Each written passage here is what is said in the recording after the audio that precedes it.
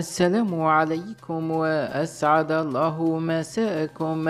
اهتزت الأسرة التربوية في الساعة الأخيرة على وقع خبر صادم وفاجع أليم بعد الإعلان عن وفاة معلمة بسكتة قلبية وهي في ريعان شبابها، وتركت وراءها تلاميذ يبكون فراقها. وهذه التفاصيل الكاملة تابع الفيديو للأخير.